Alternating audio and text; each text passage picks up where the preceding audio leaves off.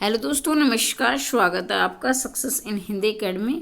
आज हम बात करने जा रहे हैं यूपी टीजीटी पीजीटी के पाठ्यक्रम और एग्जाम पैटर्न के बारे में, यानी सिलेबस और एग्जाम पैटर्न के बारे में हम चर्चा करेंगे। अगर आप टीचर से संबंधित जानकारी चाहते हैं और आप पहली बार चैनल पर आए तो चैनल को सब्सक्राइब कर दें और जिनको इस वीडियो की आवश्यकता है उनके साथ शेयर कर दें। ये सिर्फ यूपी में ही टीचर बनने के लिए नहीं है ये वीडियो, बल्कि अगर आप यूपी में टीचर बनना चाहते हैं और किसी भी राज्य से संबंध रखते हैं तो ये फॉर्म आप भर सकते हैं और इसकी आप तैयारी भी कर सकते हैं, ठीक है। और टीचर भी लग सकते हैं, पूरी तरह से बता देती हूँ। लेकिन वीडियो शुरू से लेकर अंत तक अवश्य सुने, क्योंकि बहुत से ऐसे अभ्यर्थी हैं जो बार बार वीडियो को पूरे ध्यान से नहीं सुनते हैं, वो कमेंट अधूरी वीडियो में कर देते हैं। और मैं ये नहीं कह रही कि आप मत पूछो, पूछिए आप, लेकिन वो नेगेटिव कमेंट करते हैं, क्योंकि इतना उनमें धैर्य नहीं है कि वीडियो को शुरू से लेकर अंत तक सुने। बाद में कोई आप कमेंट कर सकते हो, लेकिन क्या धैर्य तो है नहीं, लेकिन नेगेटिव कमेंट उनको करना, क्योंकि जो दिमाग में जो चलता है ना वही लिख देते हैं। तो ध्यान से चले, पहले मैं एग्जाम पैटर्न के बारे में बता देती हूँ, फिर मैं आपके सिलेबस के बारे में डिस्कस करूँगी। तो यहाँ देखिए, एग्जाम पैटर्न रहेगा आपके 60 क्वेश्चन रहेगा, ठीक है। क्वेश्चन आपके रहेंगे 60 किसके, सब्जेक्ट के, जिस विषय से आप टीचर बनना चाहते हैं, चाहे आप टीजीटी से चाहे पीजीटी से, ठीक है। कोई भी फॉर्म डालो आप। तो 60 क्वेश्चन आपके, फिर बता रही हूँ कि क्वेश्चन है, ये नंबर नहीं है। 60 क्वेश्चन आपके सब्जेक्ट के हैं और 30 क्वेश्चन है आपके जीके जीएस के हैं, ठीक है। तो टोटल आपके होंगे 90 नंबर और एक क्वेश्चन होगा आपका 3 नंबर का विद 1/3 नेगेटिव मार्किंग, यानी 1/3 आपकी रहेगी नेगेटिव मार्किंग। तो ये था आपका एग्जाम पैटर्न। अब ये भर्ती कब आने वाली है, तो ये एक भर्ती लगभग, यानी मान के चले 1 महीने के अंदर अंदर आ जाएगी। मैं 1 महीना ज़्यादा बोल रही हूँ, हो सकता है कि ये 10 दिन में आ जाए, हो सकता है ये सप्ताह में आ जाए, लेकिन क्योंकि कईयों का इतना धैर्य होता नहीं, मैं बताया ना कि वे बार बार कहेंगे कि मैम आप तो कह रही थी कि 10 दिन में आ जाएगी, तो इसलिए मैंने पहले 1 महीना बोल दिया है, ठीक है। तो 1 महीना में ज़्यादा ही बोल दिया, पहले आ जाएंगे। अपनी तैयारी करें, जिसको यूपी में टीचर बनना है, चाहे वो टीजीटी से या पीजीटी से, जो भी आपका सब्जेक्ट है। तो आप जीएस का एक बार सिलेबस सुन लें। समसामयिकी आप सभी जानते हैं, हिंदी में इसको समसामयिकी बोलते हैं और अंग्रेजी में आप जिसे करंट बोलते हैं। राज्य, राष्ट्रीय और अंतर्राष्ट्रीय महत्व की सामयिकी घटनाएं, जैसे अभी कॉमनवेल्थ गेम हुए हैं, चर्चित व्यक्ति, खेल, ठीक है, ये आपके रहेंगे करंट का। और मुझे लग रहा है कि करंट के 30 में से 10 क्वेश्चन तो आपको करंट के ही देखने मिलेंगे।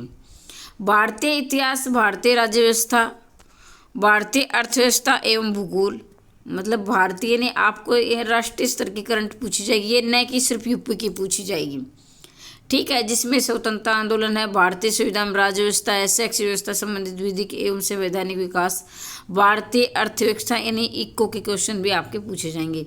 भूगोल मतलब ज्योग्राफी के पूछे जाएंगे। सामान्य विज्ञान, सूचना एवं संचार प्रौद्योगिकी, जिसमें आपके स्वच्छता, विटामिन, खनिज, रोग, अल्प रोग, हार्मोन्स, ये सारे, कंप्यूटर भी आएगा इसमें, थोड़ा बहुत कंप्यूटर भी पूछे जा सकते हैं। आईसीटी के अनुप्रयोग, सेक्स की प्रौद्योगिकी विकास, ठीक है। ये आपके पास सिलेबस है, चाहो तो आप इसका स्क्रीनशॉट भी ले सकते हैं और नहीं तो आप साइट से भी इसे ले सकते हैं।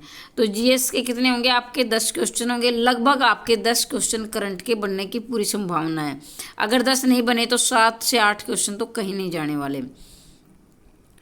अब मैं बात करती हूँ पीजीटी सिलेबस के बारे में।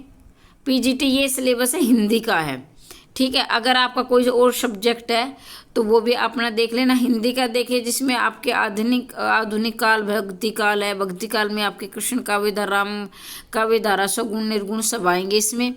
फिर आपका रीतिकाल, भक्ति काल, आधुनिक काल तक पूछे जाएंगे, ठीक है। फिर आपका गद्य है, फिर आपकी पत्रकारिता है, यात्रा है, काव्य शास्त्र है। तो देखिए, काव्य भारतीय काव्य शास्त्र दिया गया है, मतलब ये है कि इन्होंने स्पष्ट लिख दिया कि भारतीय काव्य शास्त्र। तो आप चाहो तो पाश्चात्य काव्य शास्त्र नहीं पढ़े, लेकिन अगर आप असिस्टेंट प्रोफेसर की भी भर्ती आने वाली है यूपी में ही, अगर आप असिस्टेंट प्रोफेसर की तैयारी कर रहे हैं तो आप भारतीय और पाश्चात्य काव्य शास्त्र दोनों पढ़े। लेकिन अगर आप टीजीटी की या पीजीटी की कर रहे हो तो भारतीय काव्य शास्त्र से आपका काम आसानी से चल जाएगा। फिर आपका रस, छंद, अलंकार, काव्य गुण, काव्य दोष हैं, भाषा विज्ञान है आपके, फिर आपकी व्याकरण है, व्याकरण में इन्होंने सब कुछ दे दिया है, संधि समास कारक प्रत्यय सब कुछ है, ठीक है। और इस संस्कृत में आपका देखें तो मैंने एक जो अंतर देखा है, ये मैंने जो टीजीटी का और पीजीटी का, जिसमें क्या है आपका विश्वनाथ और राजशेखर, जो आप टीजीटी की तैयारी कर रहे हैं तो आप ये विश्वनाथ राजशेखर को स्किप कर सकते हैं क्योंकि इसमें नहीं पूछा जाएगा, जबकि पीजीटी में दिया गया है। फिर यहाँ देखिए, यहाँ भारतीय काव्य शास्त्र, जिसमें आपके टीजीटी में काव्य शास्त्र नहीं पूछा जाएगा, उसमें काव्य लक्षण और ये क्या है काव्य गुण और काव्य दोष आप पढ़ सकते हो, लेकिन भारतीय काव्य शास्त्र को ज़्यादा गहराई से पढ़ने की आवश्यकता नहीं है टीजीटी के लिए। हाँ, पीजीटी के लिए वो मैं आपको अंतर बताऊंगी। यहाँ भी आपका संस्कृत काव्य शास्त्र टीजीटी में भी है, पीजीटी में दोनों, लेकिन उसमें क्या अंतर है, वहाँ सिर्फ आपके शब्द रूप देकर उन्होंने पल्ला झाड़ दिया है, और ये आत्मन पे जगत सरित ये यहाँ जो ये है ये नहीं दिया उसमें टीजीटी में नहीं दिया गया, जबकि पीजीटी में दिया है, ठीक है। तो संस्कृत जो काव्य शास्त्र है टीजीटी में आपका ओरल ऐसे थोड़ा बहुत पूछा जाएगा, लेकिन पीजीटी में थोड़ा सा गहराई में आ जाएगा। अब मैं बात करती हूँ टीजीटी सिलेबस के बारे में। देखो, ये आपका टीजीटी का सिलेबस है, ठीक है। चाहो तो आपका इसका स्क्रीनशॉट ले ले, चाहे आप इसकी पीडीएफ डाउनलोड कर ले साइट पर जाकर, ठीक है। जिसमें आदिकाल, अब देखो उसमें और इसमें क्या अंतर है, उन्होंने स्पष्ट लिख दिया, ठीक है, नाम लिख दिया, इसमें नहीं लिखा गया आदिकाल। जैसे आदिकाल में क्या है, सिर्फ इन्होंने आदिकाल लिख दिया। अब आदिकाल में अमीर खुसरो विद्यापति भी आते हैं, तो वो तो मेन है, वो तो आपको पढ़ने हैं, चंद्र बरदाई अमीर खुसरो विद्यापति तो आपको पढ़ने ही है। लेकिन इससे पहले भी जैसे गद्य का विकास कैसे हुआ वो आपको पढ़ने हैं, ठीक है। जो क्योंकि सिलेक्शन चाहिए तो इनके आदिकाल लिखने से काम नहीं चलेगा, आपको गहराई से पढ़ना होगा। फिर आपका इन्होंने आधुनिक कविता तक लिखा है, वहाँ भी है, लेकिन वहाँ जैसे छायावाद में आपके अलग अलग कवियों के नाम लिख दिए, इन्होंने नहीं लिखा है। फिर ये निबंध नाटक उपन्यास वहाँ भी पढ़ने, यहाँ भी पढ़ने। अब इसमें अंतर क्या है, तो यहाँ देखें ये सब कुछ वैसा ही है, लेकिन यहाँ क्या है, वहाँ भारतीय काव्य शास्त्र इन्होंने लिख दिया है, यहाँ भारतीय काव्य शास्त्र इन्होंने नहीं लिखा है। तो आपको क्या पढ़ना है, आपको पढ़ना है, एक मिनट के लिए, काव्य गुण और काव्य दोष लिखे हैं। तो आप अगर सिर्फ टीजीटी की तैयारी कर रहे हैं तो काव्य गुण काव्य दोष ही पढ़ ले, बहुत ज़्यादा जो काव्य शास्त्र ज़्यादा रटने की जरूरत नहीं है। लेकिन अगर आप दोनों की तैयारी कर रहे हो तो आपको भारतीय काव्य शास्त्र गहराई से पढ़ना होगा पीजीटी के लिए, लेकिन टीजीटी के लिए आपको इतना नहीं है, जैसे आपके पीवाईक्यू से भी आपका काम चल जाएगा जो काव्य शास्त्र है। लेकिन अगर काव्य गुण और काव्य दोष तो आपको गहराई से पढ़ना ही होगा। फिर इसमें बात जो है व्याकरण आपकी पूरी दे रखी है। फिर इसमें क्या अंतर है, देखो यहाँ विश्वनाथ और राजशेखर नहीं है, वह आपके पीजीटी में विश्वनाथ और राजशेखर भी दे रखा है, लेकिन कालिदास है, बहुभूति, भारवी, मागदंडी, श्रीहर्ष ये दोनों में है। तो ये तो मेन ही में आपको पढ़ने हैं, और जो संधि है वो भी पढ़नी है, लेकिन वहाँ धातु रूप और जो शब्द रूप है उनके नाम भी दिए गए हैं, यहाँ नहीं दिए गए हैं। तो आप है ना, मतलब ये कि आप दोनों की तैयारी कर रहे हो तो मैं फिर कहूँगी आपको ज़्यादा गहराई से पढ़ना होगा। बाकी टीजीटी का ये सिलेबस, अगर आप टीजीटी की तैयारी कर रहे हो तो ये सिलेबस तो आपको तैयार करना ही करना है। इसके साथ अगर आप पीवाईक्यू पढ़ लो तो और भी अच्छा है, पीवाईक्यू तो आपको करने हो हैं, क्योंकि मैंने जहाँ तक अध्ययन किया है टीजीटी पीजीटी के पेपरों का यूपी में, मैं कहीं और की बात नहीं कर रही, मैं यूपी की बात कर रही हूँ यहाँ, तो उसमें क्या पीवाईक्यू बहुत होते हैं। मैंने देखा है उनके जैसे उनकी जो पुस्तकें हैं जो पीवाईक्यू की, उन पुस्तकों में 100 में से 50 क्वेश्चन आपको पीवाईक्यू के मिलेंगे। अब आपके सब्जेक्ट आएगा 90 नंबर का। मुझे जहाँ तक लग रहा है, मेरा जो आइडिया बता रही हूँ मैं, मुझे लग रहा है कि 30+ क्वेश्चन आपको 90 में से पीवाईक्यू में ही मिलेंगे। तो 30 क्वेश्चन बहुत मायने रखते हैं। मैं कह रही हूँ कि कम से कम 30 मिलेंगे, ज़्यादा हो सकते हैं 40 भी हो सकते हैं।